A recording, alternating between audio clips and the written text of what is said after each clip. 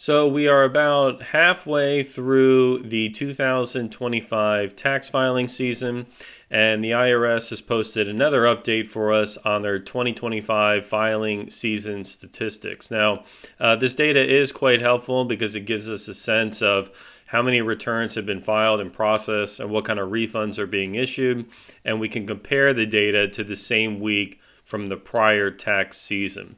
Now, the last publication they had was for the week ending February 14th, 2025, and the data did cause a little bit of concern for some taxpayers because they saw that the amount of refunds, the average refund being distributed to taxpayers was substantially less than the same time period from the prior year. So if we look at the 2025 column, for example, they had received 33 million returns by week February 14th, and the same period for prior year in 2024 was 34.7 million. So we saw a 5% decrease in the number of returns being filed.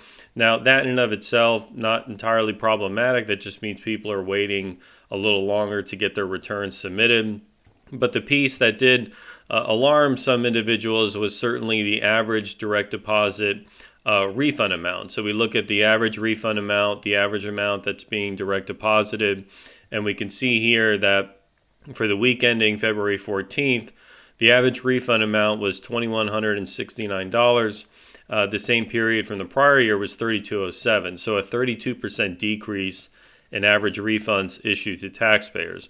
Now, they did highlight that the reason for this disparity was because this data doesn't include refunds issued through the PATH Act, right? So the PATH Act holds up refunds that were claiming either the earned income tax credit or the additional child tax credit, either one or both.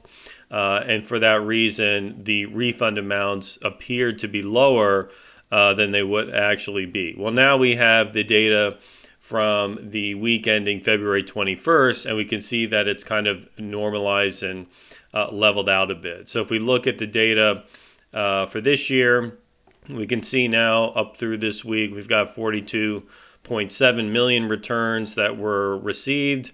42.3 returns were processed for 2025. So again, it's still a slight decrease from the same period last year, but notice the changes in the average refund amount and the average direct deposit refund amounts are actually greater than they were from the prior year. And so that's because now that the PATH Act has lifted, those refunds, those larger refunds that included the additional child tax credit and the earned income tax credit have now been released to taxpayers. So the average refund amount for 2025 so far is $3,453.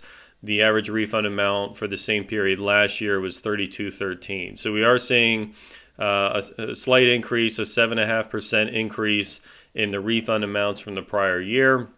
So again, the IRS just encourages, get your return filed as soon as is practical. Make sure everything is correct. Make sure you've waited to gather all of your relevant tax documents. The last thing you want to do is get a return filed and then later receive a 1099 or something in the mail that you needed, because then you would have to go back and either file a superseded return or an amended return. It just creates more headaches for you. So always wait to get all of your information that you need to prepare your return. And then once you have it, go ahead and get it prepared, get it filed.